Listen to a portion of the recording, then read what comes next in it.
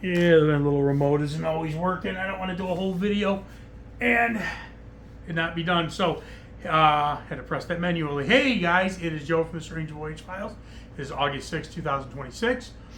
Before we even get into this video, probably looking over my shoulder and going, Joe, oh yeah, Rick Springfield's success hasn't spoiled me yet in the background.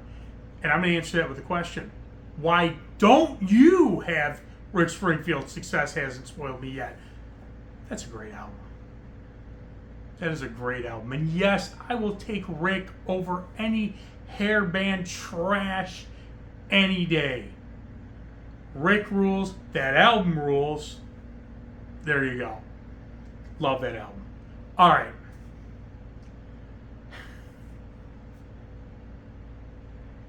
This is so tough. I don't even know why I'm doing this video, because this is beyond torture. Now I have two albums that I think are the two best albums of NWOBHM. First Iron Maiden, High and Dry. Just did High and Dry and On Through the Night. This is my favorite of the two. But which one of these two is the better album? And that would be, in my thought process, the best NWOBHM of all. Now, it's easy to say this one. And the reason being is, Mr. When the Book of Rock is, woo! When the Book of Rock is written, I hate High and Dry. I don't want to be part of NWOBHM. But you can't do that because it's about the music.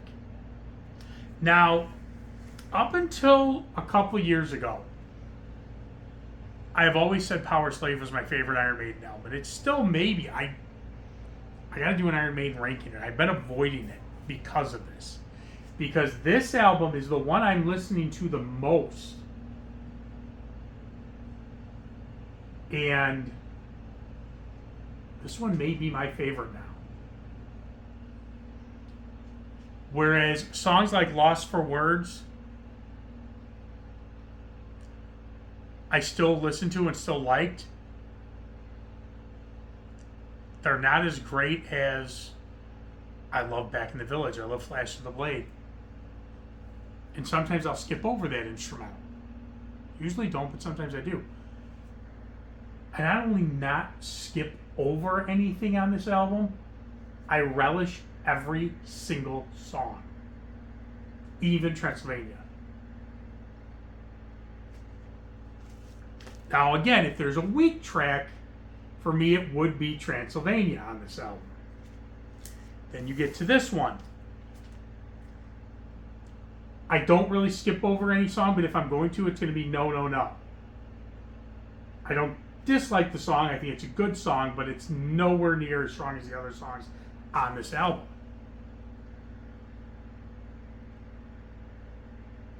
These are two incredible albums. You know, you look at Iron Maiden.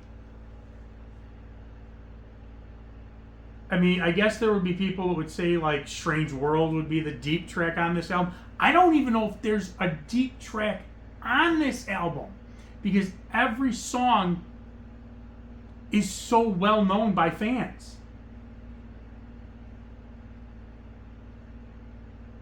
You know, as time goes on, fans come and go, and fans are like, well, you know, yeah, I remember Running Free, and I remember Phantom of the Opera, but Charlotte the Harlot, yeah, I don't know, Sanctuary, I don't know. That's not the case with this album. Every single song still is extremely memorable. Same with this album. Just because I'm not a big fan of No, No, No, I know a lot of people that love that song. Then you go into Mirror, Mirror. Let It Go. I mean, You Got Me Running. Oh my God.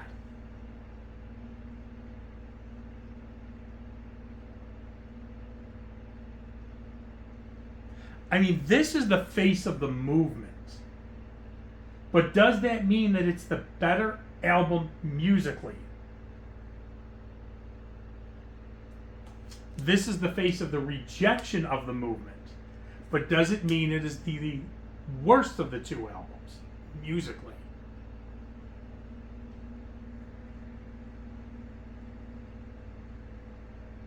For years, if it was just based on which album do I listen to more, this would have won hands down. It's not the case anymore. It's equal. This is why this is so difficult. Yeah, and I know, if we throw Blizzard of Oz and did that one video is Blizzard of Oz band, a NWOBHM band. I'm gonna, Blizzard of Oz is my favorite album of all time. It beats them both. But we're gonna not throw that. We're just gonna have these two. Oh my God. I'm really stumped. This is like when you're a kid and your mom tells you you're not supposed to play ball in the house, and then you break her favorite vase. You're like, why did I do this? Why did I do this video? Because I don't know.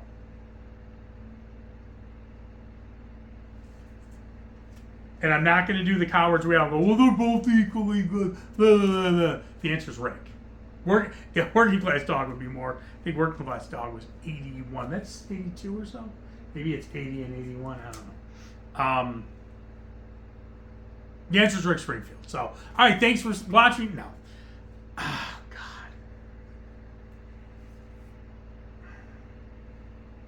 I mean, and I have such a history with each album. And this is why I didn't pick the first two albums, because this would have easily beaten On Through the Night. It just would have. I'm picking the best NWOBHM albums. These, to me, are the two best NWOBHM albums of all time. Again, we're gonna, these two are guaranteed NWOBHM bands. Was Blizzard of Oz band NWOBHM? I kind of say it was, like I said. But we're gonna pretend it's not. Because it's debated. Oh, God. Oh, my God. I lean towards this, but then it's just... And I'm doing it because I want to say Iron Maiden. Because of the loyalty. They have flown that flag and they deserve it.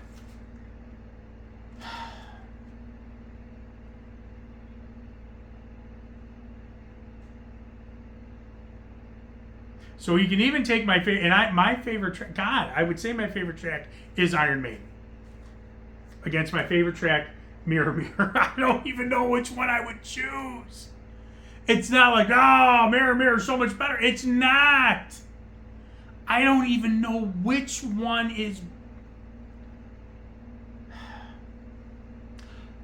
It's, you know what? Let's go down to the weakest song. For me, again, it's Transylvania on this one. And No, No, No on this one. If I'm going to skip a song, I'm going to skip No, No, No. It's okay. No, No, No would probably be a 3. Whereas Transylvania would still be a 4. I mean... Even Switch 325, I love. It's a 5.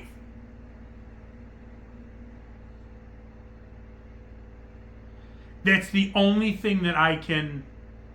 Musically, I would skip one song, whereas I wouldn't be as into Transylvania as I would every other song on this album. So it's this one. And I know this is the easy pick. This is, oh yeah, of course it's Maiden. But I have to make this clear. Just because Joe can't stand, just because Joey Boy over here can't stand the music that started his band.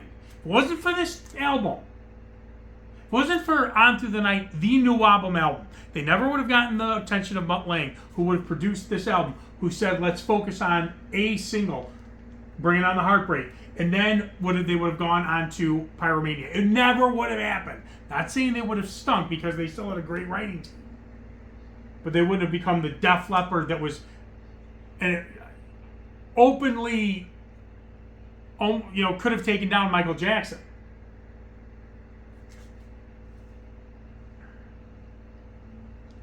And I will tell you, if No No No was not on this album, and Me and My Wine was, this would have been the album I would have chosen.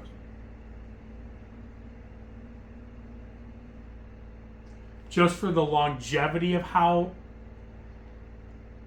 many times I've listened to this album, whereas this was not a big go-to album for me for a while. The only reason this one loses is because of No No No.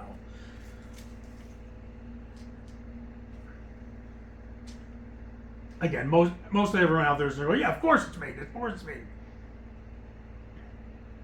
But don't dismiss this at all when you're comparing the two. All right, what do you guys think? And how would you do it? How would you, if you got these two colossal albums, what would put one over the top for you versus the other one? This was tough. This was tough. All right, guys, let me know what you think. Put stuff in the comments. Let me know how you would do this, how you would choose between these two monumental NWOBHM giants. Albums like this that would get him closer to the Book of Rock and the Book of Rock is written. All right, like, subscribe, all that stuff, and I will see ya.